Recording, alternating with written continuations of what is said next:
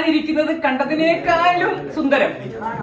അപ്പൊ കണ്ടതൊക്കെ എത്ര സുന്ദരം. ഇതിന് നമുക്കൊരു ഡിബേറ്റ് ചെയ്യാമോ? ഏതായിരുന്നു ഏറ്റവും നല്ല പ്രോഗ്രാം മോർണിംഗില്? ഒരു വോട്ടിങ് എവിടുന്നാണ്? വേണോ? വേണ്ട. അല്ല, എല്ലാം ഒന്നിനോടൊന്ന് മെച്ചമായിരുന്നു അല്ലെ എന്ന് ഞാൻ വിശ്വസിക്കുന്നു. വിശ്വസിക്കാമല്ലോ അങ്ങനെ. എന്റെ ലക്ഷ്യം എന്താന്ന് വെച്ചാല് ഓക്കെ, റൈറ്റേഴ്സ്, റീഡേഴ്സ്, ആസ്വാദകർ, ആസ്വദിക്കാൻ ആഗ്രഹിക്കുന്നവർ, അവർക്കും കൂടെ ഉള്ളൊരു പരിശീലന കളരി തന്നെ ആയിരുന്നു ഇത്. ആസ്വാദകർക്ക് ഞാൻ എലൈറ്റ് ക്ലബിലേക്ക് ജോയിൻ ചെയ്തു. അവർക്ക് പരിശീലനം ആവശ്യമില്ല. എലൈറ്റ് ക്ലബിൽ ജോയിൻ ചെയ്യാതെയും എങ്ങനെ കോൺഫിഡന്റ് ആയിട്ട് സ്റ്റേജിൽ നിൽക്കാമെന്ന് ഇന്നലെ പകയും നമുക്ക് പറഞ്ഞു തന്നു. അപ്പൊ അങ്ങനെ വലിയ നെരൂദയും പാബ്ലോയും ഒന്നും പറയൊന്നും വേണ്ട.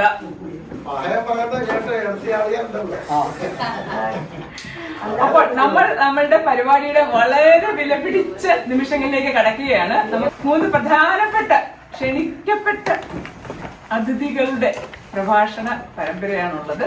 അതിൽ ആത്മരാമൻ സാറിനെ നമ്മൾ കുറച്ചൊക്കെ അവിടെ ഇവിടെയൊക്കെ കേട്ടു. അപ്പോൾ തന്നെ ഇതിന് 1 മണിക്കൂർ കൂടെ കേൾക്കാൻ പറ്റുമല്ലോ എന്നുള്ള ഒരു സന്തോഷത്തിലാണ് അവിടെ ഇരുന്നിരുന്നത്. ഞാൻ ഒന്നുകൂടെ ആത്മരാമൻ സാറിനെ ഇൻട്രൊഡ്യൂസ് ചെയ്യാണ്. ഇവിടെ പുതിയ ആൾക്കാർ വന്നിട്ടുണ്ട്. അപ്പൊ നമ്മുടെ പ്രിയപ്പെട്ട ആത്മരാമൻ സാർ നിരൂപകൻ, കവി, എഴുത്തുകാരൻ എന്നീ നിലയിൽ പ്രശസ്തനായ ശ്രീ ആത്മരാമൻ സാറാണ്. നമുക്ക് അദ്ദേഹത്തിന്റെ എഴുത്തു വഴികൾ 1 മണിക്കൂർ നമ്മളോടുകൂടി വായനയുടെ വഴി. അല്ല സാർ, നിരൂപണ വഴികളെന്നും കൂടെ ഞാൻ കേട്ടു. അപ്പൊ അതെനിക്ക് കൺഫ്യൂഷൻ ആയി. തുടർച്ച, കാവ്യജീവിതം, എല്ലിൻ തുണ്ടുകൾ എന്നീ കവിതാ സമാഹാരങ്ങൾ, പ്രശ്രയം, ബഹുരൂപി, NV, പ്രതിഭാനം, അവതാരിക എന്നീ വിമർശന ഗ്രന്ഥങ്ങളും, അക്കിത്തം, എ പിക്ടോറിയൽ ഓട്ടോഗ്രഫി എന്ന സചിത്ര ഗ്രന്ഥം ഇംഗ്ലീഷിലും പ്രസിദ്ധീകരിച്ചിട്ടുണ്ട്. ഒരേ ഒരു ഫെഡറർ എന്ന ജീവചരിത്ര പുസ്തകം CV സുധേന്ദ്രനോടൊപ്പം ചേർന്ന് പ്രസിദ്ധീകരിക്കപ്പെട്ടിട്ടുണ്ട്. സ്വീറ്റ് ജെന്റിൽ റേഡിയന്റ്, G ശങ്കരക്കുറുപ്പിന്റെ കവിതകൾ, വൈലോപ്പള്ളി ബൈ ഹിംസെൽഫ്, വൈലോപ്പള്ളിയുടെ കവിതകൾ, ഋഷ്യശൃംഗൻ ആൻഡ് അലക്സാണ്ടർ ഇൻ ഇന്ത്യ, വൈലോപ്പള്ളിയുടെ നാടകങ്ങൾ, മൃണ്മയി സുജാത ദേവിയുടെ കവിതകൾ, ദേശികം, NK ദേശത്തിന്റെ കവിതകൾ എന്നിവ വിശദ പഠനങ്ങളോടെ എഡിറ്റ് ചെയ്ത് പ്രസിദ്ധീകരിച്ചു. സാഹിത്യ നിരൂപണത്തിനുള്ള N ഗുപ്തൻ നായർ പുരസ്കാരവും 2019, വയലോപ്പള്ളി ജയന്തി പുരസ്കാരവും 2020 ഇദ്ദേഹം കരസ്ഥമാക്കിയിട്ടുണ്ട്. നമ്മുടെ ക്ഷണം സ്വീകരിച്ച് ഇവിടെ എത്തിയ അദ്ദേഹത്തെ ആദരപൂർവ്വം ഈ സാഹിത്യ സദസ്സിലേക്ക് സ്വാഗതം ചെയ്തു. ഇന്നലെ വിനോദിന്റെ വായന വഴിമുട്ടുമ്പോൾ എന്നുള്ള പ്രഭാഷണം കേട്ട് ഞാനവിടെ നിൽക്കുമ്പോൾ എന്നോട് ജ്യോതിച്ച് ചോദിക്കുകയാണ്, വായനയുടെ വഴികളിലാണല്ലോ നാളത്തെ രണ്ട് വഴി മുട്ടിയില്ലേ? വഴി മുട്ടിയല്ലോ, ഇനി എന്ത് വഴി? അപ്പൊ എന്തെങ്കിലും വഴിയുണ്ടോ എന്ന് നോക്കാമെന്നുള്ള മട്ടിലാണ് ഞാൻ നിൽക്കുന്നത്. അപ്പൊ നമ്മളിപ്പോ 20 മിനിറ്റ് ലേറ്റ് ആണ് ഇപ്പൊ തന്നെ. അപ്പൊ നമ്മളിപ്പോ ചെയ്യാൻ പോകുന്നത്, ഇന്ന് കാലത്ത് ഇവിടെ പലരും പറഞ്ഞ ഒരു പരാതിയെ പറ്റി സംസാരിച്ചുകൊണ്ടാണ്. ഒരു ട്രാൻസ്ജെൻഡറിനെ പറ്റി കവിത എഴുതിയാൽ ഫേസ്ബുക്കിൽ ചീത്ത പറയുന്ന വായനക്കാർ. പിന്നെ നമ്മള് കഥാനീതിനെ പറയുകയും വേണ്ട, അത് എഴുതുന്ന ആളാണ് ഈ കഥയിലെ നായകൻ അല്ലെങ്കിൽ ആഖ്യാതാവ് എന്ന് വിചാരിക്കുന്നവരാണ് വായനക്കാരിൽ കൂടുതൽ ആളുകൾ. ഏത് കവിതയിലും ഏത് കഥയിലും ഏത് കലാവിഷ്കാരത്തിലും ആത്മാംശം ഇൻഎസ്കേപ്പബിൾ ആണ്, രക്ഷപ്പെടാൻ പറ്റില്ല. പക്ഷേ അതാണ് ഈ കവിത അല്ലെങ്കിൽ ഈ കഥ എന്ന് പറഞ്ഞ വിഷമമല്ലേ? ഇപ്പൊ നമ്മൾ 2025 ഒരു 100 കൊല്ലം മുൻപെന്ന് വരെ പറയാം. 100 കൊല്ലം മുൻപ് വരെ ഈ നിരൂപണ ശാഖയ്ക്ക് ഒരു പേരുണ്ടായിരുന്നു. It was based on biography. അതൊരു രീതിയായിട്ട് മാറി. ഇപ്പൊ ഷേക്സ്പിയറെ പറ്റി ഒരു ലിമറിക്ക് തന്നെ ഉണ്ട്. ഷേക്സ്പിയർ ഒരു പരീക്ഷയ്ക്ക് പോയി എന്നാണ്. പരീക്ഷയ്ക്ക് പോയപ്പോ ഷേക്സ്പിയറിനോട് ചോദിച്ചത് കിങ് ലിയറിനെ പറ്റിയും ഹാംലെറ്റിനെ പറ്റിയും ഓഥല്ലോയെ പറ്റിയും ഒക്കെയാണ് ചോദിച്ചത്. പക്ഷെ ഷേക്സ്പിയർ തോറ്റുപോയി. പരീക്ഷയിൽ ഷേക്സ്പിയർ പരിപൂർണമായും തോറ്റുപോയി. ഞാൻ ലാനിൽ പോസ്റ്റ് ചെയ്യാം, ആ കവിത ഞാൻ പോസ്റ്റ് ചെയ്ത് തരാം. എന്താ കാരണം എന്ന് വെച്ചിട്ടുണ്ടെങ്കിൽ AC ബ്രാഡ്ലി എഴുതിയ ഒരു ലേഖനവും പുസ്തകം വായിച്ചിട്ടുണ്ടായിരുന്നില്ല. ഈ ജീവചരിത്ര നിരൂപണം എന്ന് പറയുന്ന സാധനത്തിന്റെ ആശാനാണ് ബ്രാഡ്ലി. ഈ ക്യാരക്ടറിന്റെ കാര്യങ്ങൾ പറയുന്ന ആളാണ്. അപ്പൊ ഇത് ഈ ജീവചരിത്രപരമായ നിരൂപണം എന്ന് പറയുന്നത് വളരെ ശക്തവും ഒരുപക്ഷെ അത് മാത്രമായി നിരൂപണം മാറിയ ഒരു കാലം ഉണ്ടായിരുന്നു. അതിപ്പോഴും മാറിയെന്ന് പറയാൻ നോക്കിയില്ല, അതുകൊണ്ടാണല്ലോ ഇതൊക്കെ പറയേണ്ടി വരുന്നത്. പക്ഷേ 924 സമയത്ത് 100-101 കൊല്ലം മുൻപ് കേംബ്രിഡ്ജില് ഐ.എ. റിച്ചർഡ്സ് എന്ന പേരായ പ്രശസ്തനായ സാഹിത്യ നിരൂപകൻ ഒരു പരീക്ഷണം നടത്തി. എന്താണെന്ന് വെച്ചാൽ അദ്ദേഹം ഈ പാർട്ടിസിപ്പൻസിന് എല്ലാവർക്കും ഓരോ കവിത കൊടുത്തു. കവിതയുടെ ശീർഷകമോ കവിത എഴുതിയ ആളുടെ പേരോ കൊടുക്കാതെയാണ് ഈ കവിത കൊടുത്തത്. നിങ്ങൾ ആ കവിത വായിച്ചിട്ട് അതിനെപ്പറ്റിയുള്ള അഭിപ്രായം പറയുക എന്നുള്ളതായിരുന്നു അതിന്റെ ആദ്യപടി.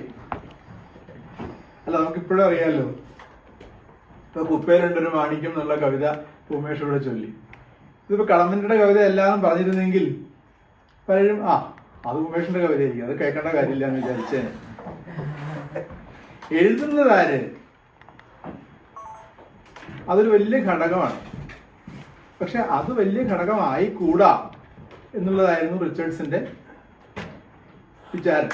അതിനുവേണ്ടിയാണ് ഈ പരീക്ഷണം നടത്തിയത്. അത് കഴിഞ്ഞ് നിരൂപണത്തിന്റെ വഴികൾ വളരെ വളരെ മുന്നോട്ട് പോയി. എങ്കിലും ഓട്ടോണമി ഓഫ് ദ ടെക്സ്റ്റ്, പാഠത്തിന്റെ സ്വയംഭരണാധികാരം എന്ന് പറയുന്നത് ഇപ്പോഴും പ്രസക്തമായ ഒരു ആശയമാണ് എന്ന് വിചാരിക്കാം. നമ്മളിപ്പോ ചെയ്യാൻ പോകുന്ന കാര്യം അതാണ്. ഗൃഹപാഠം വല്ലതും ഉണ്ടോ എന്ന് ചോദിച്ചില്ലേ? ഗൃഹപാഠം ഇല്ല, ക്ലാസ്സിൽ വെച്ചാണ് പാഠം. അപ്പൊ നമ്മളിപ്പോ ചെയ്യാൻ പോകുന്നത്, ഞാനൊരു കവിതയുടെ കോപ്പി നിങ്ങൾക്ക് എല്ലാവർക്കും തരാം. അപ്പൊ ഈ കവിത എനിക്ക് ഇവിടെ, ഞാൻ അധികം പുസ്തകങ്ങളില്ലാതെയാണ് ജീവിക്കുന്നത്. ബ്രഹ്മചാരിയുടെ സഹായത്തിലാണ് 2 പുസ്തകം കിട്ടിയത്. അതുകൊണ്ട് എനിക്ക് വേണ്ടത്ര അജ്ഞാതമായ കവിത എടുക്കാൻ പറ്റിയിട്ടില്ല. അതുകൊണ്ട് നിങ്ങൾക്ക് ആർക്കെങ്കിലും ഈ കവിത ആരുടേതാണെന്നോ ഇതിന്റെ ശീർഷകം എന്താണെന്നോ അറിയാമെങ്കിൽ ഒരു 1/2 മണിക്കൂർ നേരം അതിനെപ്പറ്റി സംസാരിക്കരുത്. ഒരു 30 മിനിറ്റ് കഴിഞ്ഞിട്ട് ഒന്ന് സംസാരിക്കാം. ആദ്യം ചെയ്യാൻ പോകുന്ന അതാണ്. രണ്ടാമത് ചെയ്യാൻ പോകുന്നത് ഒരു ചെറിയ കഥയാണ്. ഇതുപോലെ തന്നെ ആളുടെ പേരില്ലാതെ ഒരു കഥ തരാം. അതിനെപ്പറ്റി നമുക്ക് ആലോചിക്കാം. പിന്നെ ഒരു കാര്യം കൂടി, വായനയുടെ വഴികൾ എന്നാണ് ഇതിന് പേരിട്ടിരിക്കുന്നത്. അത് ജോൺ നിർബന്ധമായിട്ട് പറഞ്ഞുകൊണ്ടാണ് അങ്ങനെ ഒരു പേര് കൊടുത്തത്, അല്ലെങ്കിൽ വെറുതെ പ്രസംഗിക്കുന്നതാണ് വിചാരിച്ചത്. ഇത്ര വഴികളേ ഉള്ളൂ, വേറെ വഴികളുണ്ടോ, ഇതെല്ലാം ശരിയായ വഴിയാണോ എന്ന് ചോദിച്ചാൽ വേറെ വഴികളുണ്ട്, ഇതെല്ലാം ശരിയായ വഴികളായിക്കൊള്ളണമെന്നില്ല എന്ന് തന്നെയാണ് എൻ്റെ മറുപടി. എങ്കിലും ഇതൊരു വഴിയാണ് എന്ന് പറയാം. ഒരു വഴി ഇത് തന്നെയാണ്. ഒരു ചോദ്യം കൂടി ഇവിടെ ബാക്കി നിൽപ്പുണ്ട്. നിങ്ങൾ വായിക്കുന്ന സാഹിത്യ രചനകളിലും കാണുന്ന ചിത്രങ്ങളിലും ശില്പങ്ങളിലും കേൾക്കുന്ന സംഗീതത്തിലും നിങ്ങൾ അതിൽ നിന്ന് അർത്ഥം എടുക്കുകയാണോ ചെയ്യുന്നത്, നിങ്ങൾ അർത്ഥം നിറയ്ക്കുകയാണോ ചെയ്യുന്നത്? ഇവിടെ നമ്മുടെ വീടുകളിൽ ഉണ്ടായിരുന്ന പോലെ പാതാളക്കരണ്ടിയുണ്ട്, അതിന്റെ ഏറ്റവും അടിയിലുള്ള അർത്ഥം ഇങ്ങനെ വലിച്ചെടുക്കുകയാണ്. Are you drawing meaning, are you feeling it with meaning? ഇതൊരു ബേസിക് ക്വസ്റ്റ്യൻ ആണ്. അപ്പൊ ഇപ്പൊ നമ്മുടെ കൺസെൻസസ് എന്ന് പറയുന്നത് അർത്ഥം നമ്മൾ അതിനകത്ത് എടുക്കുകയല്ല, അർത്ഥം നമ്മൾ നിറയ്ക്കുകയാണ് ചെയ്യുന്നത് എന്നുള്ളതാണ് ഇപ്പോഴത്തെ ഒരു കോമൺ കൺസെൻസസ്. അതും കൂടി ഓർമ്മ വെച്ചുകൊണ്ട് നമുക്ക് ഇത് എഴുതാറട്ടെ എല്ലാവർക്കും.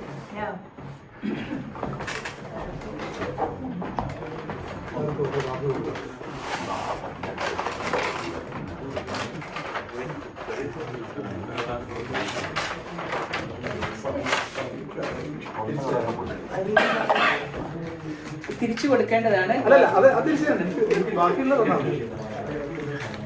അടുത്ത് പുറത്തെ ബെഞ്ചിൽ കൂടെ ഇറങ്ങി ഓടുന്നവരല്ലോ റൂമിൽ, പുറത്തെ ഡോറിൽ കൂടെ ആ കഥ കണക്കിയ. കവിതയുടെ പേരും കവിയുടെ പേരും അറിയാവുന്നവർ ഉണ്ടാതിരിക്കണം. ഗൂഗിൾ ചെയ്യരുത്. എല്ലാവരുടെ കയ്യിലുണ്ട് ഇത് കണ്ടുപിടിക്കാനുള്ള. അല്ല അറിഞ്ഞോണ്ട് കുഴപ്പമൊന്നുമില്ല. അരമണിക്കൂർ നേരം പറയരുതെന്നേ ഞാൻ പറയുന്നുള്ളൂ. നിങ്ങൾ മൗനമായിട്ട് ശാന്തമായിട്ട് ഒരു മിനിറ്റ് കൊണ്ട് അത് വായിക്കണം. കവിതയുടെ ശീർഷകമോ കവിത എഴുതിയ ആളുടെ പേരോ കൊടുത്തിട്ടില്ല.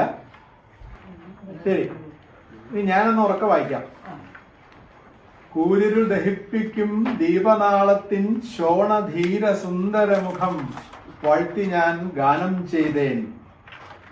അപ്പദം പാടും ബാലൻ തൻ മനോരാജ്യത്തിലൊരദ്ഭുത പരാക്രമ ഖഡ്ഗസീത്കാരം തീർക്കേ. അപ്പദം കൂവും പ്രേമപ്പൂങ്കുയിൽ നാനാവിഘ്നമുൾപ്പടർപ്പുകൾ ഭേദിച്ച് ഇണയോടണയവേ. അപ്പദം മന്ത്രിച്ച് അനാദ്യന്തമാം വ്യോമം നോക്കി ഉദ്ബാഷ്പദൃക്കായി ഭക്തൻ മുക്തമോഹനായി നിൽക്കേ.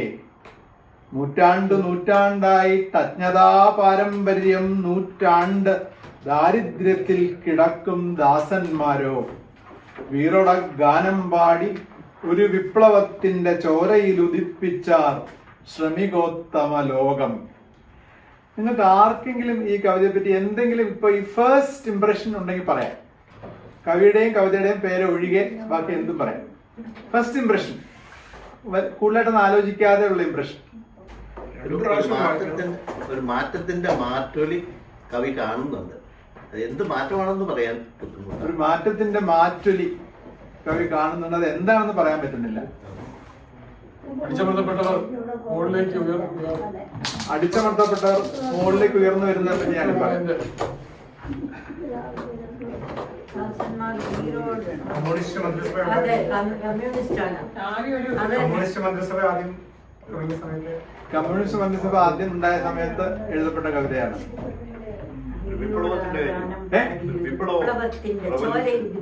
വിപ്ലവത്തിന്റെ മണമുണ്ടോ? വിപ്ലവം കമ്മ്യൂണിസ്റ്റ് ആണെന്നില്ല, പലതും. അതെ അത് മാത്രമാണെന്നില്ല. ഞാൻ പറയുന്നത് ഇനി അത് ഫസ്റ്റ് ഇംപ്രഷൻ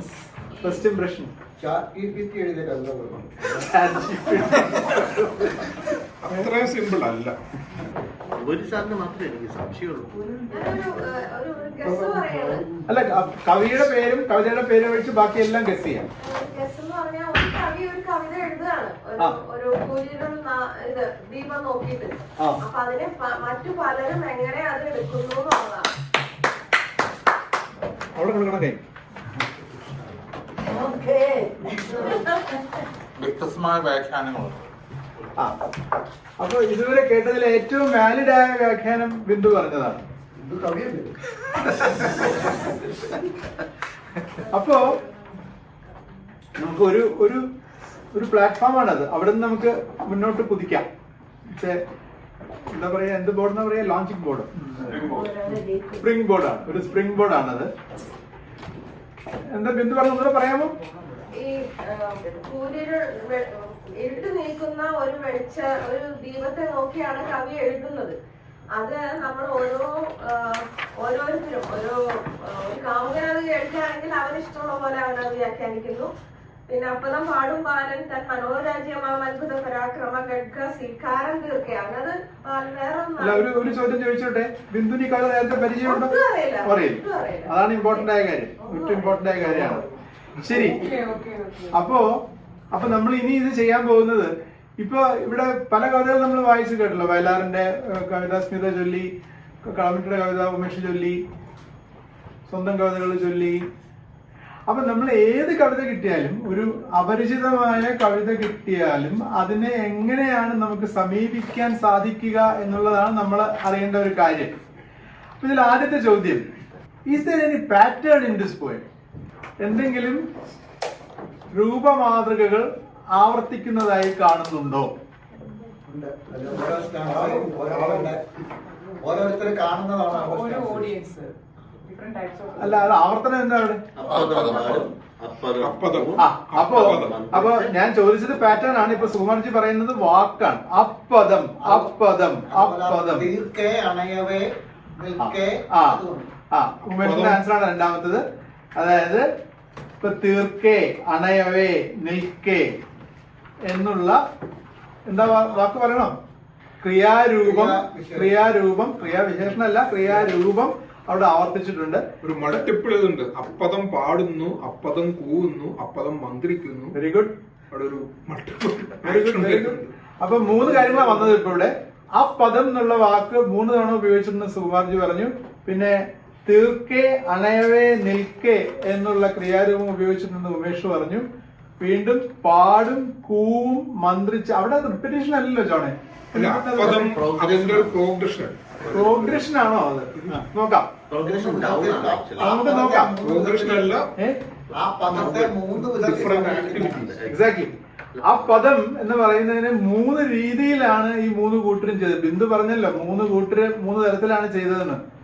അത് ചെയ്തത് 3 തരത്തിലാണെന്നാണ് ഇപ്പൊ പറയുന്നത് നമ്മൾ. ഇപ്പൊ സാധാരണ ഇതിൽ നമ്മൾ സംസാരിക്കുമ്പോഴേ ഞാനൊരു പാട്ട് പാടി എന്ന് പറയുമോ, ഞാനൊരു പാട്ട് പാടിനേ എന്ന് പറയുമോ? ഞാൻ പിന്നെ ഞാൻ പറയേണ്ട കാര്യമില്ല. ഞാൻ പറയേണ്ട അതെന്താ പറയാ? ആ ഒരു നിയമം ഉണ്ടല്ലോ അതിന്. അങ്ങനെ ഒരു നിയമമുണ്ട്. അങ്ങനെയാണത്. അങ്ങനെയല്ല. അതല്ല അതല്ല അതല്ല അങ്ങനെയല്ല, അത് പറയാം. അതിന് ഞാൻ പാടി. ഞാൻ പറയണോ ഉമേഷ് പറയോ? അത് പറയാം. മായം मैं जाता हूं എന്ന് പറയാം, जाता हूं എന്ന് അല്ല പറയാം. അതല്ല മലയാളത്തിലും അതല്ല പറയാം. പ്രശ്നം, അതല്ല പ്രശ്നം, ഞാനും എന്റെ ആളെന്ന് പറഞ്ഞ പോലെ ഭംഗിയുണ്ട്. അതല്ല അതല്ല പ്രശ്നം, അതല്ല പ്രശ്നം അവിടെ. പ്രശ്നം അവിടെ അതല്ല.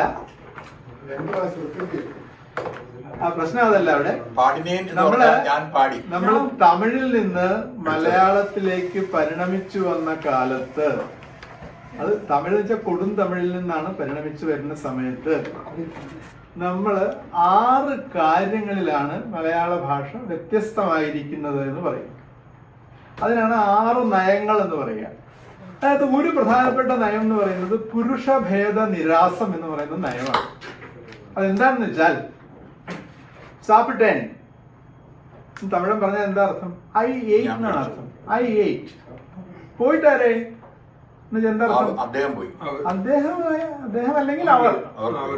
ഒന്നിൽ പൂജ ബഹുവചനായിട്ട് അല്ലെങ്കിൽ ബഹുവചനായിട്ട്. അപ്പൊ അവിടെ ഒന്നും അവർ പോയിട്ടാരെ ഞാൻ സാപ്പിട്ടേൻ എന്ന് പറയുന്നില്ല. അപ്പൊ മലയാളത്തിൽ വന്നപ്പോൾ ഞാൻ പോയി എന്ന് പറഞ്ഞാൽ മതി, ഞാൻ പോയിടിനേൻ എന്ന് പറയേണ്ട കാര്യമില്ല. സമ്മതിച്ചോ? അതുപോലെ ഗാനം ചെയ്തേന്നൊരു ഗുണമില്ല. അല്ലല്ല, അതൊക്കെ നിൽക്കട്ടെ. ബാക്കി ക്വാളിറ്റേറ്റീവ് സ്റ്റേറ്റ്മെന്റ് ഒക്കെ നിൽക്കട്ടെ. നമ്മൾ we are only looking at the data. അല്ല, കഴിഞ്ഞിട്ടുണ്ട്. കണ്ടേൻ ഞാൻ സീതയെന്ന് എഴുത്തച്ഛൻ പറഞ്ഞിട്ടുണ്ട്. See, he is giving a counter example. അത് വർഷങ്ങൾ മുമ്പ്. അല്ല അത് ശരി. അപ്പോൾ ഒരു ചോദ്യം, ഞാൻ ഗാനം ചെയ്തേൻ, ഇതുപോലെ ഏതെങ്കിലും സമാന ക്രിയാരൂപങ്ങൾ ഈ കവിതയിൽ ഉണ്ടോ? ദാസന്മാരോ ചോരയിൽ ഉദിപ്പിച്ച. കറക്റ്റ്. ദാസന്മാർ ചോരയിൽ ഉദിപ്പിച്ചാർ. സാധാരണത്തിൽ പറയുക ഉദിപ്പിച്ചു എന്നേ പറയുള്ളൂ. പക്ഷേ ഉദിപ്പിച്ചാർ എന്ന വളരെ വളരെ റെയറായ, വളരെ വളരെ അകാലികമായ ഒരു പ്രയോഗമാണ് ചോരയിൽ ഉദിപ്പിച്ചാർ എന്നുള്ള വാക്കുകൊണ്ട് ഉപയോഗിക്കുന്നത്. ഇത് തമിഴുമായിട്ട് ബന്ധപ്പെട്ട ഒരു കവി എഴുതിയതാണ്. കവിയെ പറ്റിയോ കവിതയെ പറ്റിയോ സംസാരിക്കാൻ പാടില്ല. എന്റെ വായനയിലൊക്കെ വഴിമുട്ടി എന്തുകൊണ്ടാണ് എനിക്ക് മനസ്സിലായത്. മാത്രമല്ല വലിയ മാത്രമല്ല, നമുക്ക് പറ്റുന്ന കാര്യം മനസ്സിലായത്.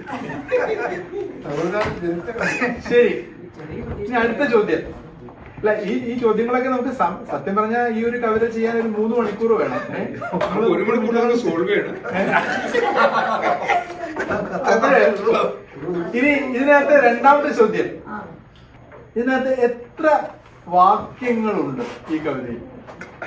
ഒരു വാക്യം. 2.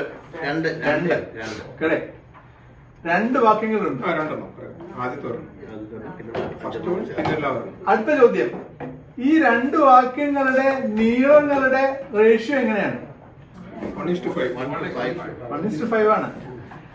ഇൻഡിക്കേറ്റ് ആദ്യത്തെ വരി ഇത്ര ചെറുതായിട്ടും രണ്ടാമത്തെ വാക്യം വളരെ ദീർഘമായി കൊടുക്കാൻ എന്തെങ്കിലും പ്രാധാന്യം ഉണ്ടാകാമോ?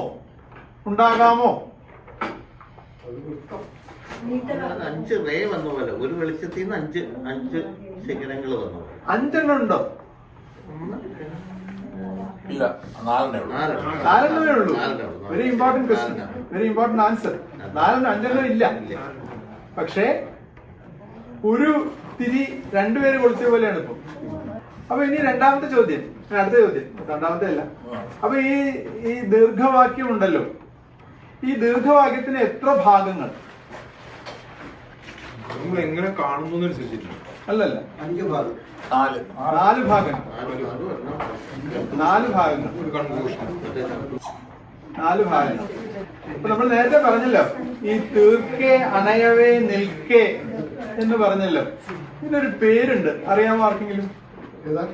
Conditional clause. അല്ല, തീർക്കെ അണയവേ നിൽക്കെ എന്ന് പറഞ്ഞതിന് ഒരു പേരുണ്ട്. നമ്മള് മലയാളത്തിൽ പേര് പറയും. എന്താണെന്നറിയാമോ?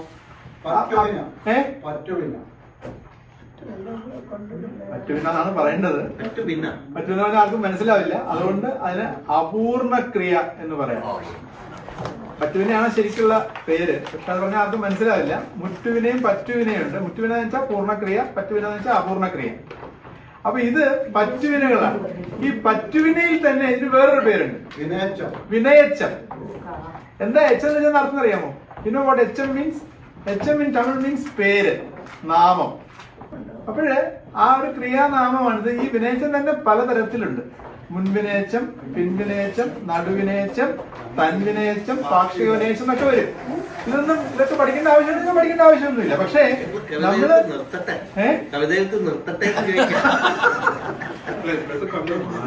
ഈ വിനോദിന്റെയും എന്റെയൊക്കെ ഗുരുവായിരുന്ന കക്കാട് എന്നോട് പറഞ്ഞിട്ടുണ്ടേ, മലയാള സാഹിത്യത്തിന് എന്റെ സംഭാവന എന്ന് പറഞ്ഞത് സബലമി യാത്രയൊന്നും അല്ല, പലരുടെ എഴുത്തി നിർമ്മിച്ചതാണ്. ആദ്യമായിട്ടാണ് കുറെ മലയാളികൾ സംസാരിക്കുന്നത്. ഒരു വസ്തു മനസ്സിലാവാണ്ട് കുറെ മലയാളികൾ സംസാരിക്കുന്നുണ്ട്, ഒന്നും മനസ്സിലാവത്തുണ്ട്. അപ്പൊ ഇത് വിനയസത്തിന്റെ ഒരു രൂപമാണ്. അതായത് എന്താന്ന് വെച്ചിട്ടുണ്ടെങ്കില് ഒരു ക്രിയ നടന്ന് കഴിഞ്ഞിട്ടില്ല, അപൂർണ ക്രിയയാണ്. അപ്പോ ഖഡ്ഗസീത്കാരം തീർത്തുകൊണ്ടിരുന്നപ്പോൾ, ഇണയോട് അണഞ്ഞപ്പോൾ, മുക്തമോഹനായി നിന്നപ്പോൾ എന്നർത്ഥം.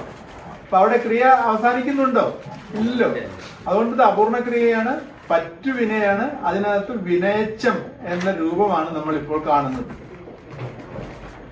കമ്മിങ് ബാക്ക് ടു പുരുഷഭേദ നിരാസം. വൃത്തമുണ്ടെന്നുള്ളത് വ്യക്തമല്ലേ? വൃത്തമുണ്ടെന്നുള്ളത് കേക. By the way, Kega is the closest meter to prose. It is the most prose proximate meter എന്ന് വേണമെങ്കിൽ പറയാം. ഇപ്പൊ നമുക്ക് കേകയിൽ ഗദ്യം എഴുതാം, ആരും അറിയില്ല. ഞാനത് അട്ടി പ്രസിദ്ധീകരിച്ചിട്ടുണ്ട്, ആർക്കും മനസ്സിലായിട്ടില്ല. കേകയിലാണ് എഴുതിയത്. മുറിക്കില്ല. ശരി. അപ്പോഴേ നമ്മൾ നേരത്തെ പറഞ്ഞല്ലോ, ഈ ഞാൻ ഗാനം ചെയ്തതെന്ന് പറയേണ്ട ആവശ്യമില്ല, പിന്നെ അവർ ദാസന്മാർ ഉദിപ്പിച്ചാർ എന്ന് പറയേണ്ട ആവശ്യമില്ല. അപ്പൊ എന്തിനായിരിക്കാം ഇതിങ്ങനെ ചെയ്തത്? Any guess? എന്തിനായിരിക്കാം ഞാൻ ചെയ്തേൻ അവർ ചെയ്താർ എന്നൊക്കെ പറഞ്ഞിരിക്കുന്നത്? എന്തിനായിരിക്കാം? ഇദ്ദേഹത്തിന് അറിയാത്തോണ്ട് പറഞ്ഞെന്ന് പറയാൻ എളുപ്പമാണ്, പക്ഷെ അതായിരിക്കാനല്ലല്ലോ ന്യായം. ഇപ്പൊ കണ്ടേൻ ഞാൻ സീതയെ എന്ന് പറഞ്ഞത് ഇതിന് അറിയാഞ്ഞിട്ടല്ലോ. ഒന്നുകൂടി emphasize. That is one way. That is one reason. There is a greater reason.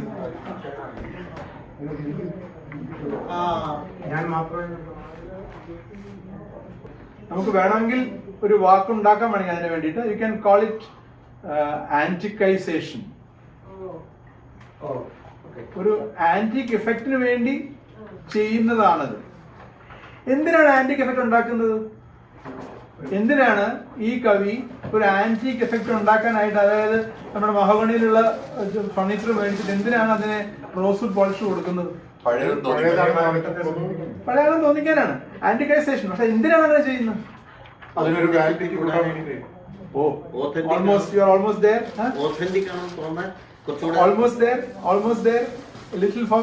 അത് ഏതെങ്കിലും ഒരു പുസ്തകത്തിൽ ഒരു പഴയ കവിതയായിട്ട് കോട്ട് ചെയ്യുന്നു.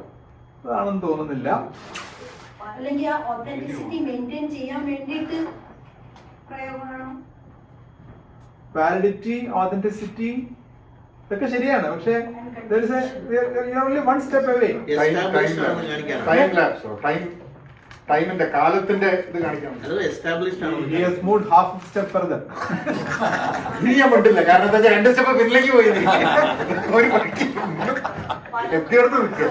പല ഏജിലുള്ള അല്ലെങ്കിൽ പല മാന ലെവലിലുള്ള ആളുകളെ മനസ്സിലാവുന്ന രീതിയിലാണ്. ഞാൻ പഴയ രീതിയിൽ കവിതയാണെന്ന് കാണിക്കാൻ. അല്ല പഴയ കാര്യം പറഞ്ഞിട്ട് പിന്നെ അവസാനം പുതിയതിലേക്ക് കൊണ്ടുവരുമ്പോഴാണോ? ദാമു അല്ല പഴയ കാര്യങ്ങൾ പറഞ്ഞിട്ട് പുതിയതിലേക്ക് കൊണ്ടുവരുമ്പോ ഇനവേ ടൈം ലാപ്സ് കാണിക്കാം. കാലാന്തരത്തിൽ കവിത എങ്ങനെ വായിക്കപ്പെടുന്നു എന്ന് കാണിക്കണത്. അല്ല, എല്ലാവരും വളരെ വളരെ അടുത്താണ് നിൽക്കുന്നത്. പക്ഷെ അതിന്റെ വാക്ക് വരുന്നില്ല അതിന്റെ കഴിഞ്ഞു.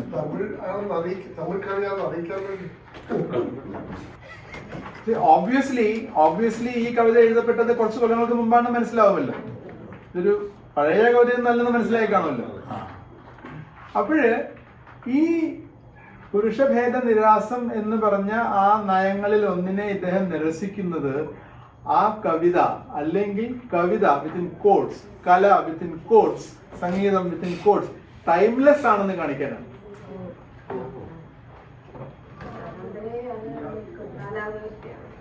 അത് ഇപ്പോഴാണ് ഞാൻ എഴുതുന്നത്. പക്ഷെ I tend to use the centuries old or millennia old grammar to show it is timeless. Vayalar ഇങ്ങനെ പലതും ചെയ്തിട്ടുണ്ട്. ഇനി അടുത്ത ചോദ്യത്തിലേക്ക് വരികയാണ് നമ്മള്. ബിന്ദുവിന്റെ ഫസ്റ്റ് ധൈര്യത്തിലാണ് ഞാൻ മുന്നോട്ട് പോകുന്നത്. ഒരാള് ഒരു പാട്ട് പാടി. ആരാ പാടിയത്? ഞാനൊരു പാട്ട് പാടി. ആ പാട്ട് ആദ്യം കേട്ടതാരാ? ഞാൻ തന്നെ. പക്ഷെ കവിതയില് ഒരു ബാലനാണ് കേട്ടത്. അയാളാണ് കേട്ടത്. അയാൾ എന്ത് ചെയ്തു? ആ പാട്ട് കേട്ടപ്പോ എന്ത് തോന്നി അയാൾക്ക്? അയാൾക്ക് എന്താ തോന്നിയത്?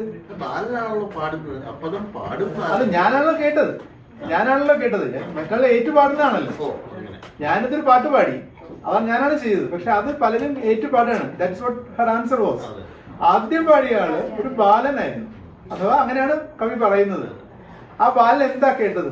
അല്ലെങ്കിൽ ബാലൻ എന്താണ് അത് ഇമാജിൻ ചെയ്തത്? വാളിന്റെ ശബ്ദം. അല്ല, എന്താണ് ബാലൻ കേൾക്കുന്നത്? വാളിന്റെ ശബ്ദം. വാൾ ചുഴറ്റുമ്പോഴുള്ള. ശരി, പക്ഷെ അതെന്താണത്? അത്ഭുത പരാക്രമം. ഒരു ഇമാജിനേഷനിലേക്ക് പോവാണ്.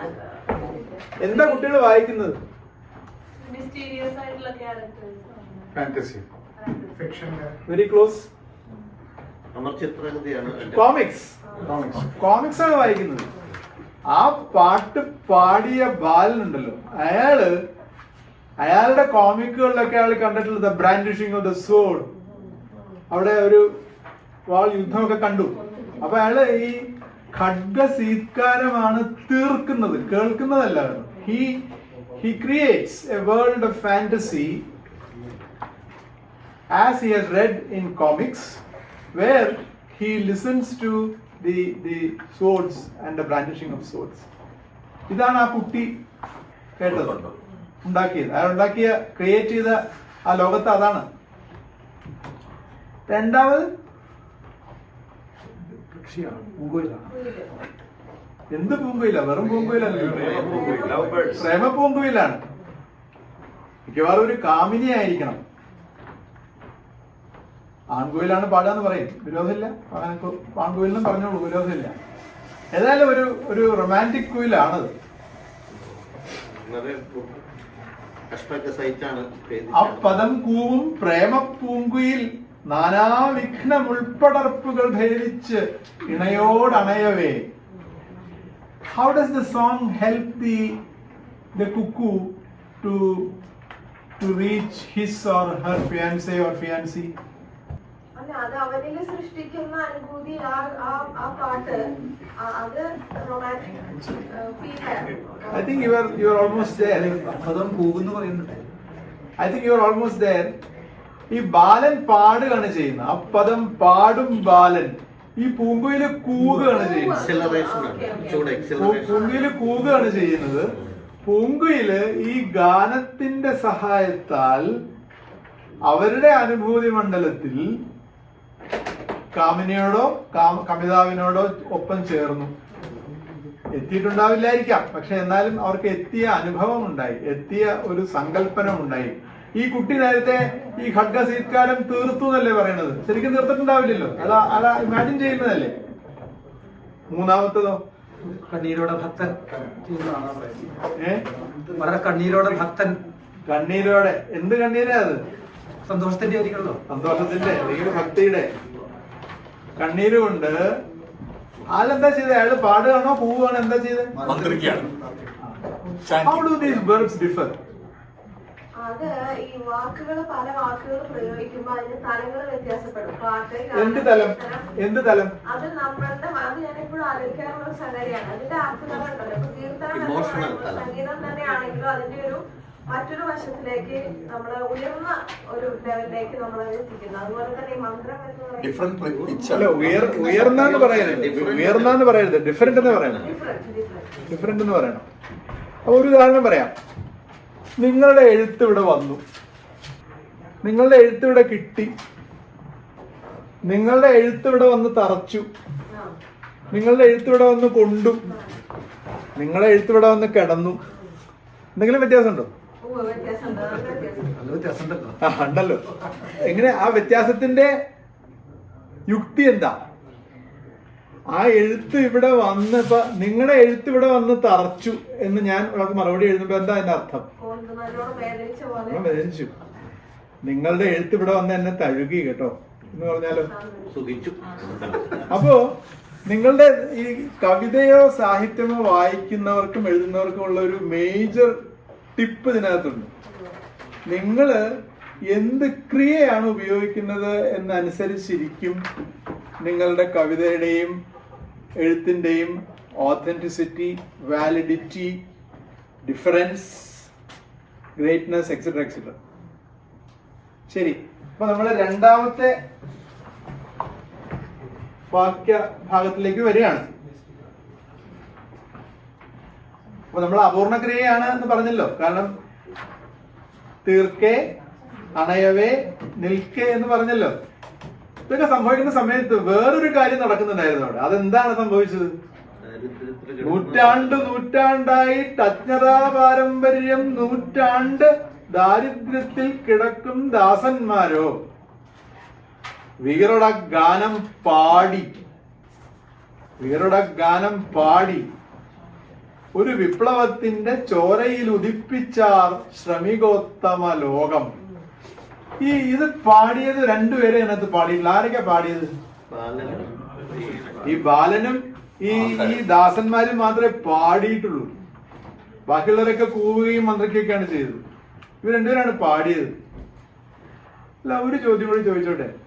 എന്തുകൊണ്ടാണ് ഈ ദാസന്മാരുടെ കാര്യത്തിൽ മാത്രം ഇത്രയും ദീർഘമായ ഒരു ഭാഗം കൊടുക്കാൻ കാരണം? എന്തായിരിക്കാം അതിനുള്ള കാരണം? ഇതിന് ഫൈനൽ ഉത്തരവൊന്നും ഇല്ല കേട്ടോ. ഞാൻ പറയുന്ന ഉത്തരങ്ങൾ ആലോചിക്കണമെന്നേ ഞാൻ പറയുന്നുള്ളൂ. നമ്മൾ നിറയ്ക്കുന്ന അർത്ഥമാണിത്. ആ ദാസന്മാരുടെ ബാക്ക്ഗ്രൗണ്ടിനെ പറ്റി പറയുന്നുണ്ട്. എന്താണ് അവരുടെ എന്തുകൊണ്ടാണ് ആ ഭാഗം മാത്രമേ ഇത്രയും ദീർഘമായത്? എന്തുകൊണ്ടാണ് മറ്റതെല്ലാം ഇത്രയും കണ്ടൻസ്ഡ് ആയത്? നീണ്ട കാലത്തേക്ക് അജ്ഞതാ ദാരിദ്ര്യം ഉണ്ടായി. Quite possible. നൂറ്റാണ്ടായിട്ട് 3 തവണ നൂറ്റാണ്ട് വരുന്നുണ്ട്. അത് വേറെ നൂറ്റാണ്ടാ. അതെ അതെ, നൂറ്റാണ്ടായിട്ട് അജ്ഞതാ പാരമ്പര്യം, ആണ്ട് ദാരിദ്ര്യത്തിൽ കിടക്കും ദാസന്മാരാണ്.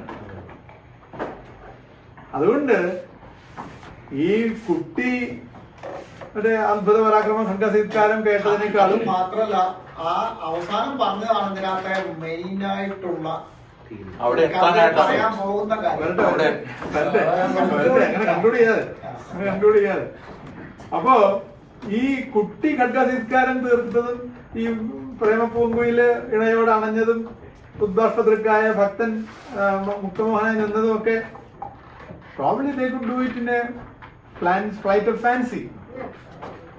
ഇവിടെ അതല്ല സ്ഥിതി. ആക്ച്വലി ചെയ്തു. അപ്പൊ അതാണ് ഈ വാക്യത്തിന്റെ ഈ ഖണ്ഡം ദീർഘതരമാകാനുള്ള ഒരു കാരണം അഥവാ യുക്തി അഥവാ അതിന്റെ പശ്ചാത്തലം. അതാണ് ഈ സാഹിത്യ ക്യാമ്പ് എന്നാണല്ലോ അതിന് പറഞ്ഞിരുന്നത്. അതുകൊണ്ടാണ് അത് ചെയ്യുന്നത്. പ്രസംഗിക്കുന്നതാണ് എളുപ്പം.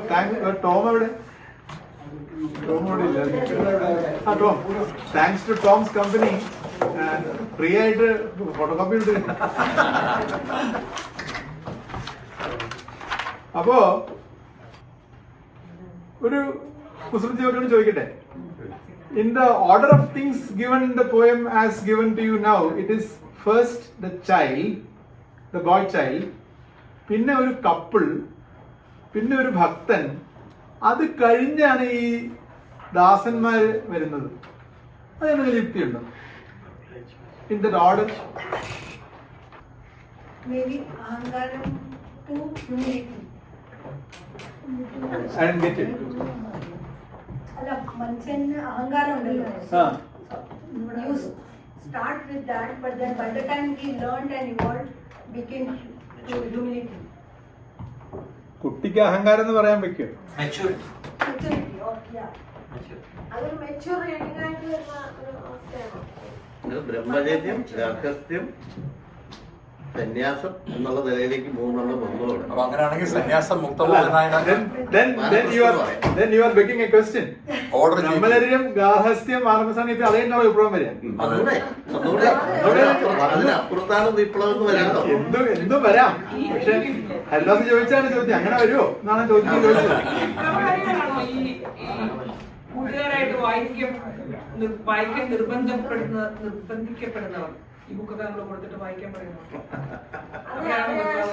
ലാസ്റ്റ് വന്നവര് മറ്റുള്ളവരൊക്കെ അവർക്ക് പ്രത്യേകിച്ച് പ്രശ്നങ്ങളൊന്നുമില്ല. അല്ല, പ്രശ്നങ്ങളുണ്ടല്ലോ, നാനാവിധം ഉൾപ്പെടർപ്പുകളല്ലേ. എന്താ പ്രശ്നമില്ലെന്ന് പറയുന്നത്? അതുകൊണ്ടാണ് ഗാർഹസ്ഥ്യം പറയാൻ കാരണം.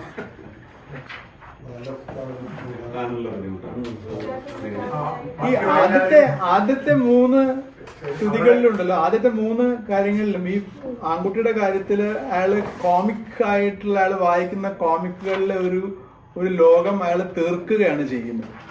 അയാളുടെ ഭാവനയിലാണ് അയാൾ ചെയ്തത്. ഈ കാമിനി കവിതാക്കൾ ചെയ്തത് എല്ലാ പ്രശ്നങ്ങളും തീർന്ന് ഞങ്ങൾ സുഖമായിട്ട് ഒരുമിച്ച് ജീവിക്കുമെന്ന് സ്വപ്നം കാണുകയാണ് അവർ ചെയ്തത്. 3-ാമത്തെ ആള് ഉദ്ബാഷ്പതൃക്കം ഭക്തൻ മുക്തമോഹനായി നിൽക്കുകയാണ്.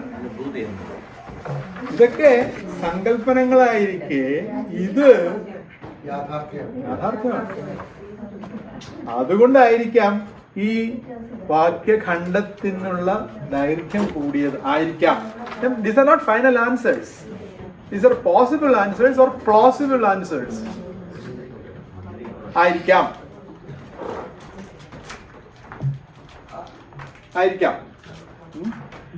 പിന്നെ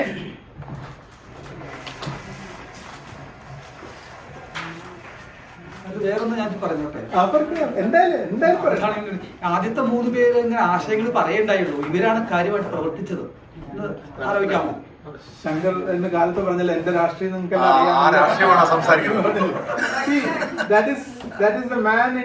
ബോഡി പൊളിറ്റിക്സ് സ്പീക്കിംഗ് ആയിരിക്കാം.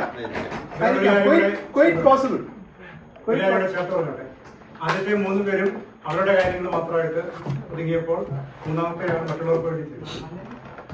3-ാമത്തെ ആളല്ലല്ലോ, 3-ാമത്തെ കൂട്ടറല്ലേ. 3-ാമത്തെ കൂട്ടറല്ലേ. തൊഴിലാളി വർഗമാണ് അവസാനം. അതെ, ആണല്ലോ. ശ്രമികോത്തമ ലോകം ഈ ലോങ്ങർ സെന്റൻസ് പാർട്ട് ഉണ്ടല്ലോ, സിന്റാക്ടിക്കലി ലോങ് ആയിട്ടുള്ള ഈ പാർട്ട് ഉണ്ടല്ലോ, അവിടെയാണ് നമ്മള് സുകുമാർജി പറഞ്ഞത് 103 തവണ വരുന്നത്. അത് എന്തിനായിരിക്കാം? സ്ട്രെസ് ചെയ്യാനാണ് എങ്ങനെ വന്നു. Exactly, that is for emphasis and stress. അതിനാണ് ചെയ്യുന്നത്. നമുക്ക് സമയം ഒരുപാട് ഉണ്ടെങ്കിൽ ഒരുപാട് ചെയ്യാമായിരുന്നു കേട്ടോ, പക്ഷെ സമയം ഇല്ല, ഒരുപാട് ഇല്ല. എനിക്ക് I have another story with me. അപ്പോൾ ഒരു ചോദ്യം, do you think this is the final version of the poem? Is there anything missing? തലക്കെട്ട് മിസ്സിംഗ് ആണ്. കവിത എഴുതിയ ആളുടെ പേരില്ല. മുന്നോട്ടുള്ള ഭാഗമില്ല. മുന്നോട്ടുള്ള ഭാഗമില്ല. മുന്നോട്ടും പിന്നോട്ടുള്ള ഭാഗമില്ലേ? ലാസ്റ്റ് ഒരെണ്ണം മിസ്സിംഗ് ആണെന്നോ? ഒരു കൺക്ലൂഷൻ ആയിട്ടില്ല. എന്നെ മനസ്സിലാക്കാൻ കവി ഇനിയും കുറെ എഴുതാൻ. അതാണ് എനിക്ക് മനസ്സിലായത്. എന്നെ മനസ്സിലാക്കാൻ കവി കുറെ കൂടി എഴുതണം.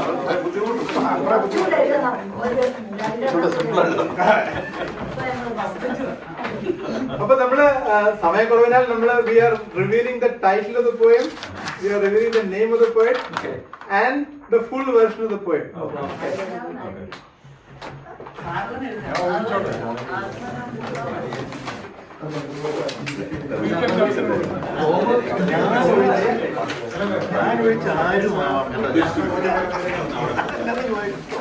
ഒരു മാർക്ക് എനിക്ക് വേണം. ഞാൻ എഴുതി വെച്ചു. 2 പേരുടെ പേര് എഴുതി, അത് ഒരാൾ. Unmistakable style. അതെ.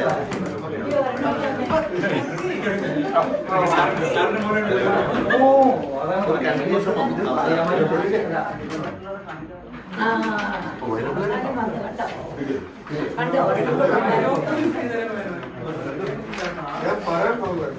ഒരു കമ്മിറ്റ്മെന്റും ഇല്ലാത്തൊരു അല്ലെ, ഒരു കമ്മിറ്റ്മെന്റും പറഞ്ഞിട്ടില്ല കവി.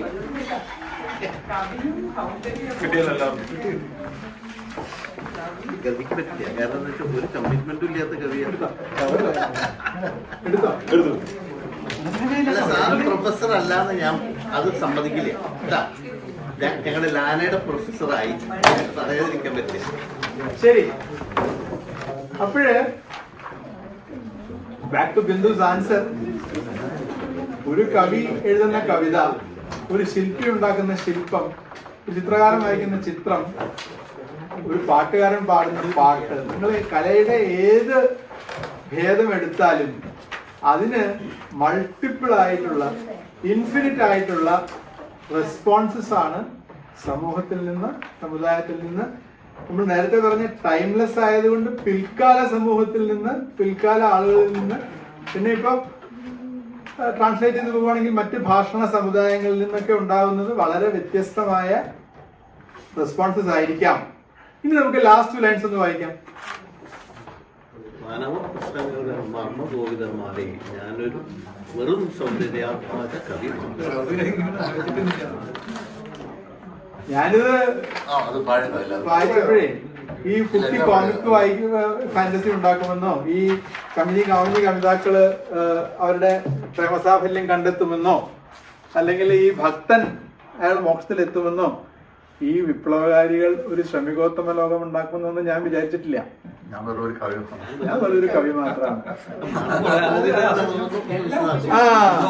എന്താണ് ഈ ഞാനിവിടെ ഈ 2020 ഞാനൊരു ചെറിയ ശ്ലോകം എഴുതി വെച്ചിട്ടുണ്ടായിരുന്നു, COVID-20 എന്ന്. എന്താ ഈ കോവിഡ്? എന്താ എന്റെ എന്താ അറിയും? കഹ ഇത് വിത് എന്നാണ്. എന്താണെന്ന് അറിയുന്നവനാണ് കോവിഡ്. With is a root which is across the languages in the world. അപ്പൊ എന്താണ് എന്ന് അറിയുന്നവനാണ് കോവിഡ്.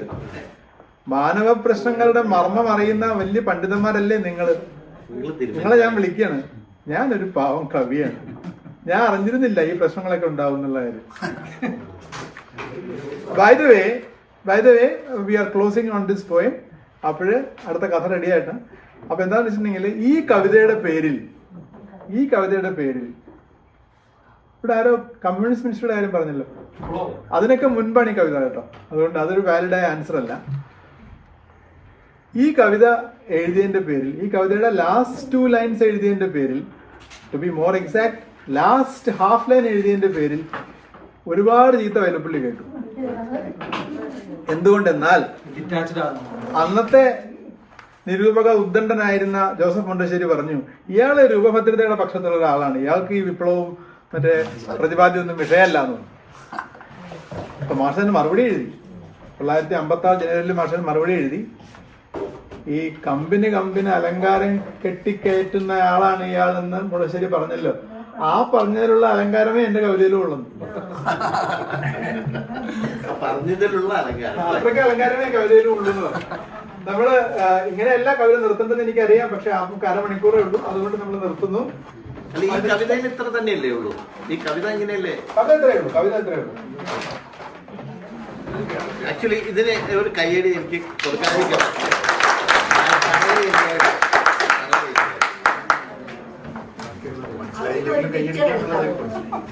എങ്ങനെ മനസ്സിലായില്ലെങ്കിൽ കൈയടിക്കാന്ന് ഞാൻ. അവിടുത്തെ ഒരു പിക്ചർ ഉണ്ടാവും. എല്ലാ നമ്മൾ ഈ പേപ്പറൊക്കെ പിടിച്ചിട്ട് കൂട്ടുകുട്ടികളായിട്ടിരിക്കുന്ന ഒരു പിക്ചർ. കവിതയുടെ ഇംഗ്ലീഷ് ട്രാൻസ്ലേഷൻ എവിക്ഷൻ എന്ന് പറഞ്ഞ ബുക്കിലുണ്ട്. ചേട്ടൻ ട്രാൻസ്ലേറ്റ് ചെയ്തിട്ടുണ്ട്. അതുകൊണ്ടാണല്ലോ ഞാനിവിടെ പറയരുതെന്ന് പറഞ്ഞത്. ശരി, ഞാൻ ഉറക്കം വായിക്കട്ടെ. പുരാവൃത്തം. കായീനും ആബേലും അവിചാരിതമായി കണ്ടുമുട്ടി. ആബേലിന്റെ മരണശേഷം അവർ മരുഭൂമിയിലൂടെ നടക്കുകയായിരുന്നു. അകലത്തു നിന്നേ അവർ പരസ്പരം തിരിച്ചറിഞ്ഞു. ഇരുവർക്കും നല്ല പൊക്കം ഉണ്ടായിരുന്നല്ലോ. സഹോദരന്മാർ ഇരുവരും നിലത്തിരുന്നു, തീപ്പൂട്ടി, ഭക്ഷണം കഴിച്ചു. ഒന്നും മിണ്ടാതെ ഇരുന്നു അവർ, ക്ഷീണിച്ച മനുഷ്യർ സന്ധ്യ നേരത്ത് ഇരിക്കുന്നത് പോലെ. ആകാശത്ത് ഒരു നക്ഷത്രം മങ്ങിത്തിളങ്ങി. അതിനെ ആരും പേര് വിളിച്ചിട്ടില്ലായിരുന്നെങ്കിലും തീന്റെ വെളിച്ചത്തിൽ കായീൻ ആബേലിന്റെ നെറ്റിമേൽ കല്ലിന്റെ പാട് കണ്ടു. അവൻ കഴിക്കാനെടുത്ത അപ്പം താഴെയിട്ടു. സഹോദരനോട് തനിക്ക് മാപ്പ് തരയണം എന്ന് അപേക്ഷിച്ചു. നീയാണോ എന്നെ കൊന്നത്, അതോ ഞാൻ നിന്നെ കൊന്നുവോ? അവൻ മറുപടി പറഞ്ഞു, എനിക്കിപ്പോൾ ഒന്നും ഓർമ്മയില്ല. നമ്മളിതാ ഇവിടെ ഒരുമിച്ച് പണ്ടത്തെ പോലെ. അബേൽ പറയാണ്.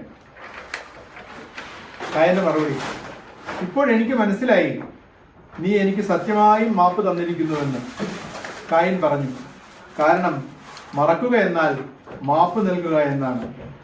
ഞാനും മറക്കാൻ ശ്രമിക്കാം.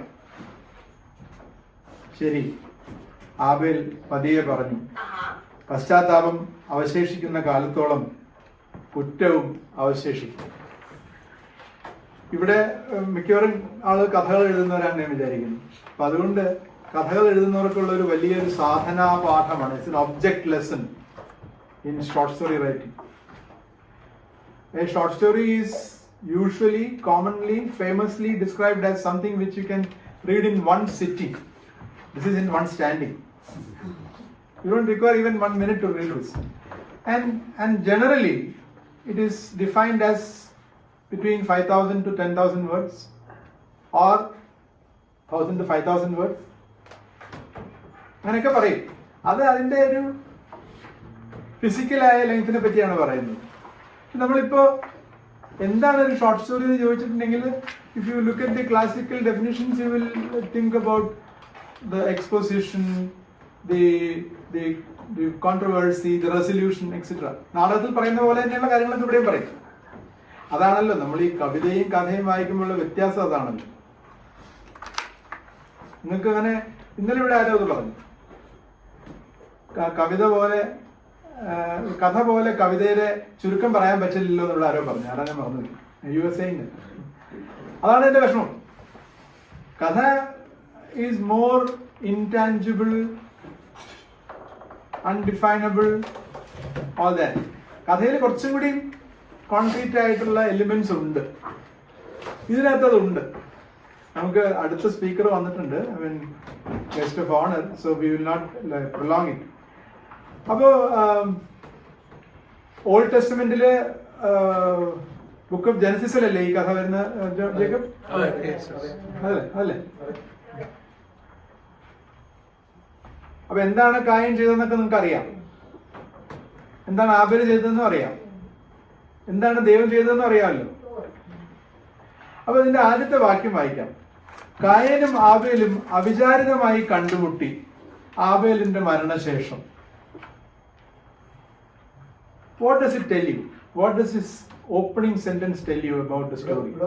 രണ്ടാൾ മരിച്ചിട്ടുണ്ടല്ലോ. രണ്ടാളും മരിച്ചു. അല്ലെങ്കിൽ അവിചാരിതമായി കണ്ടുമുട്ടി. അല്ല, കഥയില് നമ്മള് ആദ്യത്തെ ആൾ കൊന്നല്ലോ, അത് രണ്ടാമത്തെ ആൾ മരിച്ചിട്ടുണ്ടാവും. അത് നമ്മളൊക്കെ അറിയാം. വിനോദ് പറയുന്നത് രണ്ടുപേരും മരിച്ചതാണ്. ജോൺ പറഞ്ഞ ഒരാളെ മരിച്ചിട്ടുണ്ടാവുള്ളൂ. അല്ല, ഒരാൾ ആദ്യം മരിച്ചായിരുന്നു. അയാൾ അത് കഴിഞ്ഞിട്ടാണ്. chronology of death. We are talking about the fact of death. അപ്പൊ എന്താണ് ഇതില് what is strange about this sentence? After death. അതെങ്ങനെ കണ്ടുകൊണ്ടു? സ്വർഗത്തിലായിരിക്കും. അല്ലല്ലോ, next sentence tells you they were in a desert. അല്ല, ഈ മരണശേഷം അവർ എവിടെയാ പോകുന്നത് പറയാൻ പറ്റില്ല. അപ്പൊ ഡെസർട്ട് ആകാം, സ്വർഗത്തിൽ വിചാരിതമായി എന്ന് പറഞ്ഞാൽ മരിച്ചു കഴിഞ്ഞാലും മറ്റാളെ കാണുന്ന ഇയാൾക്ക് പ്രതീക്ഷയൊന്നുമില്ല. ആക്സിഡന്റലി കണ്ടുമുട്ട് കൊന്നു കഴിഞ്ഞാൽ പിന്നെ ഒരിക്കലും കാണരുത് എന്ന് വിചാരിച്ചിട്ടാണ് ഈ കൊല്ലുന്നത്. ഡ്രീം ചെയ്യുന്നതായിരിക്കും, ഗായിന്റെ മനസ്സിലായിരിക്കും. അപ്പൊ the story sets the tone of hyper reality or surrealism by saying that Cain and Abel met unexpectedly after Abel's death. സ്വപ്നം കണ്ടതാണോ? അല്ല, അതിനൊക്കെ സ്വപ്നം കണ്ടതാണെന്ന് എന്നോട് ചോദിക്കട്ടെ. സ്വപ്നം കണ്ടതാണെന്ന് നിങ്ങൾ പറയാം. വേറൊരു ഓപ്ഷൻ ഉണ്ട്. കാരണം ഇത് കാണുമ്പോഴാണ് മനസ്സിലായി ഇയാൾ ശരിക്കും ചത്തിട്ടില്ല എന്നുള്ള കാര്യം തോന്നുന്നത്. കാരണം കൊന്ന് കുഴിച്ചു മൂടി കഴിഞ്ഞിട്ട് പിന്നെ ഡെസേർട്ട് പോകുമ്പോ അവിചാരിതമായി കാണുകയാണ്. അല്ല, ചിലപ്പോ കൊന്നു ചത്തു വിചാരിച്ച് പോയിക്കാൻ പോയിക്കാണ്. പല സാധ്യതകളുണ്ട്. അപ്പൊ അത് മനസ്സിൽ ആബേൽ എപ്പോഴും കിടക്കുന്നുണ്ട്. അങ്ങനെ അവരുടെ ആ ജീവിത യാത്രയുടെ ഒരു സമയത്ത് ആബേലിനെ ഓർക്കുന്നതായിട്ട്. അല്ല, പിന്നീട് ചോദിക്കുന്നുണ്ട്, നീ എന്നെ കൊന്നു, ഞാൻ നിന്നെ മരിച്ചു. I'm not against any hermeneutical reading. I'm not against any interpretative reading. But the onus is on you to read it logically, convincingly, and may I say definitely, though it is indefinable. It's not possible because first sentence itself says this is not it's illogical.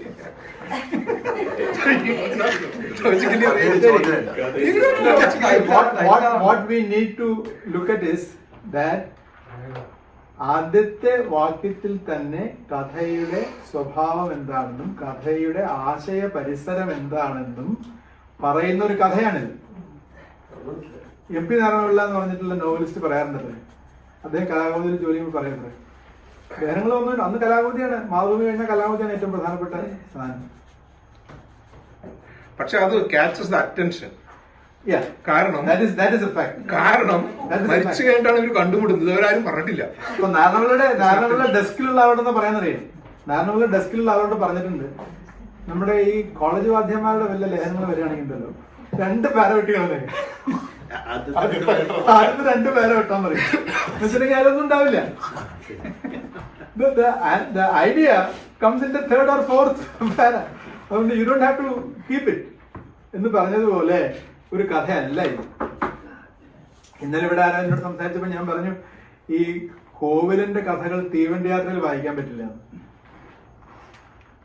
സാധാരണ മനുഷ്യരൊക്കെ പേന മഷി കൊണ്ട് എഴുതും, ചില നാരായം കൊണ്ട് എഴുതും. കോവിലിൽ എഴുതുന്നത് പാറപ്പുറത്ത് കത്തിയോ കൊളാലിയോ കൊണ്ടാണ് എഴുതുന്നത്. അതുകൊണ്ട് you can read it and leave it while you travel in a train. അത്രയ്ക്ക് ഉദാസീനമായ വായനയ്ക്ക് വിധിക്കപ്പെട്ടതല്ല കോവിലിന്റെ കഥകൾ എന്ന് പറയും. അതുപോലൊരു കഥയാണിത്. അപ്പോ നിങ്ങൾക്ക് വേഗം വായിക്കാം. അകലത്തിൽ നിന്ന് അവർ പരസ്പരം തിരിച്ചറിഞ്ഞു. എങ്ങനെ അറിഞ്ഞു എന്നുള്ള കാരണം പറയുകയാണെങ്കിൽ ഒരു ചേട്ടനും അനിയനും തമ്മിൽ കണ്ടപ്പോൾ തിരിച്ചാൽ എന്താ വലിയ കാര്യം പറയാനുള്ള ഒന്നും പറയാനില്ല. പക്ഷെ ഇദ്ദേഹം പറഞ്ഞതല്ല, നല്ല പൊക്കമുള്ള ആളായിരുന്നല്ലോ, അവിടെ ദൂരെ നിന്ന് കണ്ടപ്പോഴേ മനസ്സിലായി. Quite likely they were walking in different directions. ഒരാൾ ഇവിടുന്ന് വരിക, ഒരാൾ ഇവിടുന്ന് വരിക, അങ്ങനെ ആയിരിക്കും കണ്ടിട്ടുണ്ടാവുക. അപ്പോഴേ കണ്ടറിഞ്ഞു, മനസ്സിലായി. സഹോദരന്മാർ അല്ല, അവര് ഇങ്ങനെ വരായിരുന്നില്ല. ഒരാൾ ഇങ്ങനെ വരായിരുന്നു. അപ്പൊ അതുകൊണ്ട് he's being tongue in cheek. The elder brother recognise the younger brother and conversely.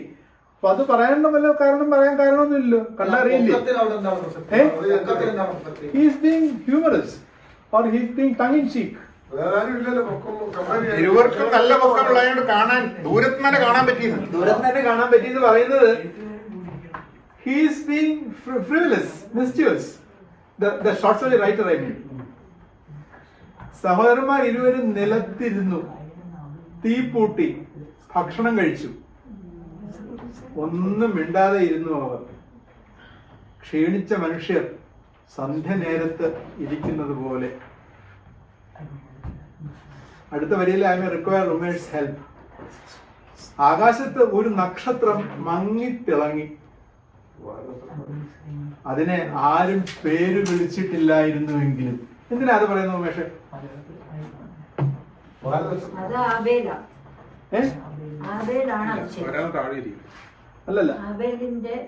അല്ല, ഒരു നക്ഷത്രം അവിടെ തിളങ്ങുന്നുണ്ടായിരുന്നു. അതിനെ ആരും പേര് വിളിച്ചിട്ടില്ലായിരുന്നെങ്കിലും എന്ന് പറഞ്ഞതിന്റെ യുക്തി എന്താ?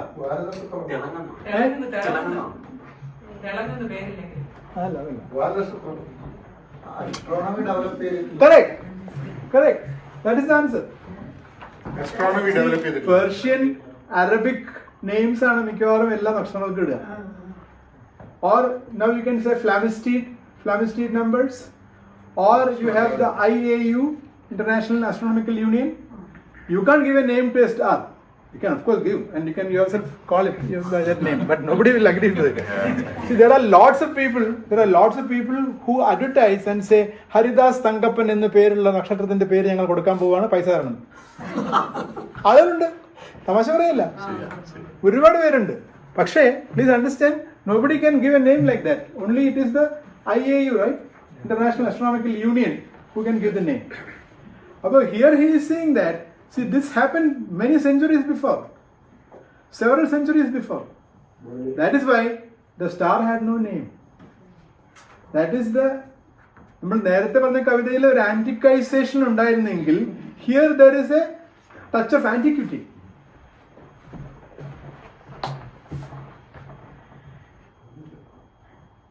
തീയിന്റെ വെളിച്ചത്തിൽ കായീൻ ആബേലിന്റെ നെറ്റിമേൽ കല്ലിന്റെ പാട് കണ്ടു. ബൈബിള് വായിക്കുള്ള എല്ലാവർക്കും അറിയാമായിരിക്കും എന്താണ് കല്ലിന്റെ പാട്. അതൊരു ചോദ്യമാണ്.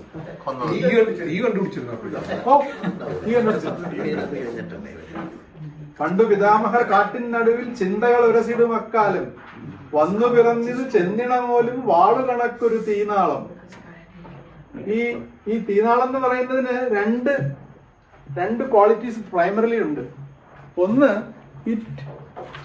it sustains life by allowing you to cook, by allowing you to see, by allowing you to warming you up, all that. But the other side is, it is also sarva bhakshakanana agni. എല്ലാം തിന്നുകളെ, ദഹിപ്പിച്ചുകളെ. ഇപ്പൊ വല്ലപ്പള്ളി മാഷിന്റെ കവിത ചൊല്ലിയില്ലേ, അദ്ദേഹത്തിന്റെ major problem അതായിരുന്നു. ചേട്ടന്റെ പുസ്തകം ഇവിടെ ഇരിപ്പുണ്ട്, eviction എന്നുള്ള പുസ്തകം ഇവിടെ ഇരിപ്പുണ്ട്, എല്ലാവരും വാങ്ങി വായിക്കണം എന്ന് ഞാൻ പറയുന്നു.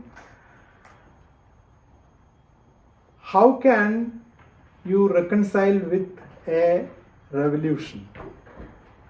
This should address you, because revolution in its unsurpassed, unstoppable journey, it also carries away and burns lot of good things. കുപ്പയിലുണ്ടൊരു മാണിക്യം, ആ മാണിക്യത്തെയും അത് കത്തിച്ചോളെ. ഒരേ സമയം വിധായകവും വിധ്വംസകവുമാണ് അഗ്നി, അതുപോലെയാണ് വിപ്ലവവും.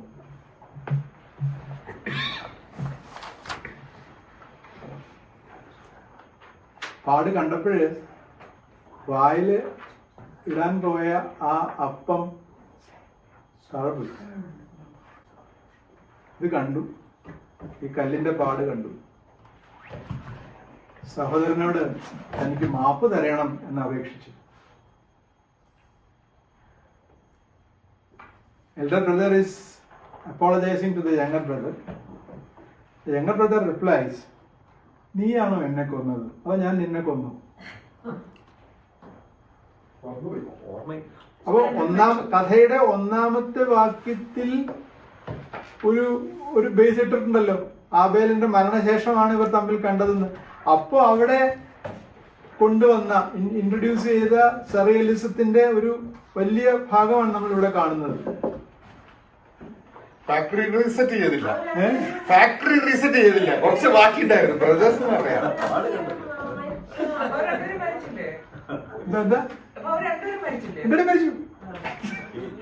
മരിച്ചല്ലോ. ഈ മരുഭൂമി എന്ന് പറയുന്നത് ഒരു മരുഭൂമി മാത്രമാണോ? ജീവിതത്തിൽ പൃഥ്വിരാജ് നടന്ന പോലുള്ള ഈ മരുഭൂമി എന്ന് പറയുന്നത് it is also A metaphor. It is not just a desert. It is not just a desert. It is also a desert of many hues. എനിക്കിപ്പോൾ ഒന്നും ഓർമ്മയില്ല. നമ്മൾ ഇതാ ഇവിടെ ഒരുമിച്ച് പണ്ടത്തെ പോലെ, അതായത് ദൈവത്തിന്റെ ആദ്യ സന്തതികളായി എന്താണ് ആദാമിന്റെ സന്തതികൾ ആബേലും കായനും ആബേലും, അവരല്ലോ ഭൂമിയിലെ ആദ്യ സഹോദരന്മാർ. അങ്ങനെ നമ്മൾ രണ്ടുപേരും മാത്രം ഉണ്ടായിരുന്ന ആ സ്വർഗീയ ലോകത്താണ് നമ്മൾ ഇപ്പോൾ ജീവിക്കുന്നത്. പണ്ടത്തെ പോലെ ഇതാ ഇവിടെ ഒരുമിച്ച്. എനിക്ക് ഓർമ്മയില്ല നീയാണോ എന്നെ കൊന്നത് ഞാൻ നിന്നെയാണോ കൊന്നത്, എനിക്ക് ഓർമ്മയില്ല എന്ന് ആബേല് പറഞ്ഞപ്പോൾ കായന്റെ മറുപടി, ഇപ്പൊ എനിക്ക് മനസ്സിലായി നീ എനിക്ക് മാപ്പ് തന്നിട്ടുണ്ടെന്ന്. കാരണം എന്താ? കാരണം മറക്കുക എന്നാൽ മാപ്പ് നൽകുക എന്നാണ്. നമ്മൾ ഒരുപാട് നോവലുകളിലും എസ്പെഷ്യലി കോണ്ടിനെന്റൽ ഫിക്ഷനിൽ ഇപ്പോൾ വായിക്കുന്ന ലോങ് ഫിക്ഷനിൽ നമ്മൾ പറയുന്ന ഒരു കാര്യമുണ്ട്, ഓർമ്മകൾ ഉണ്ടായിരിക്കണം, മറക്കരുത്. വിപ്ലവത്തിന്റെ ഏറ്റവും വലിയ എതിരാളി മറവിയാണെന്നാണ്.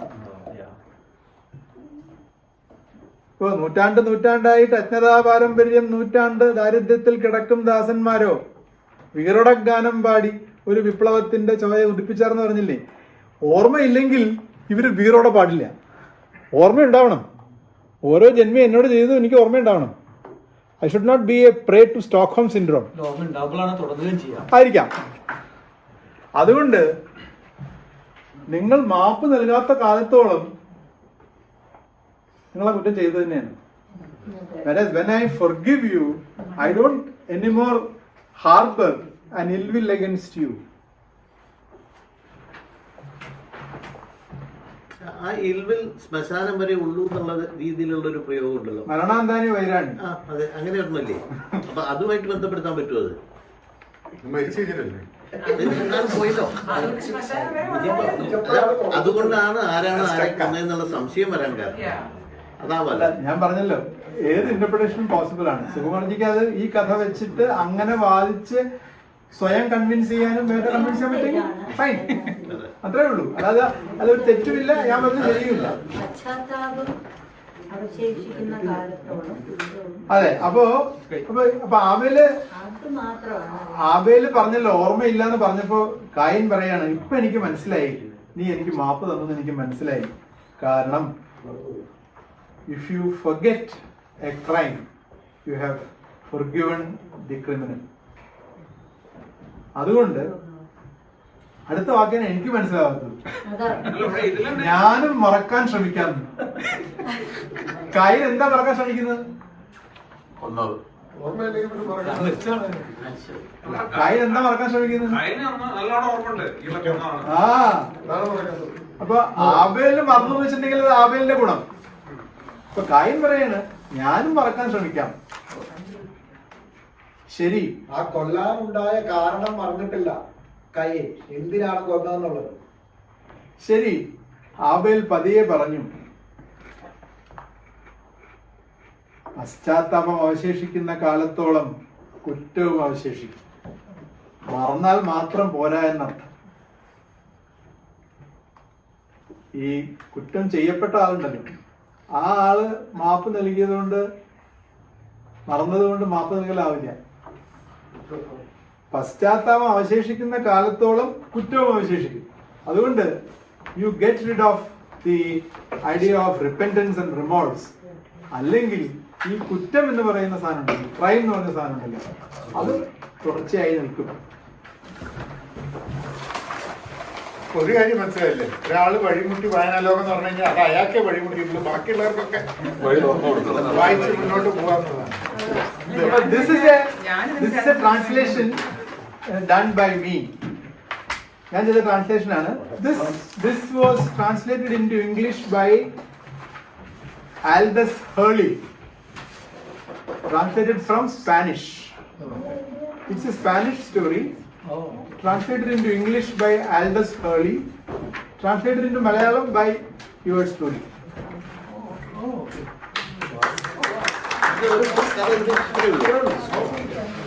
ഞാൻ നമുക്ക് വായിക്കാനുള്ള സൗകര്യത്തിന് വേണ്ടി എടുത്തതാണ്. ഇത് അതൊന്ന് പറഞ്ഞത് ശരിയാണ്. പല പല തലത്തിൽ ആലോചിക്കാം. നമ്മുടെ ബാക്ക്ഗ്രൗണ്ട് അനുസരിച്ച് നമ്മുടെ സ്ക്രീനിലാണല്ലോ ഇത് കളിക്കുന്നത്.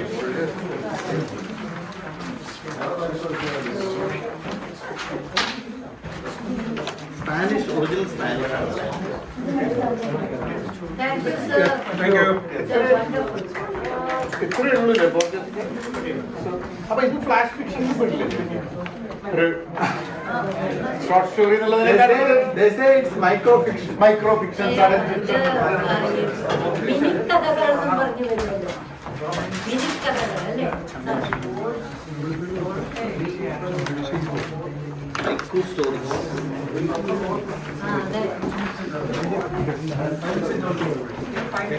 In honor of the next speaker, shall we go? Thank you, sir.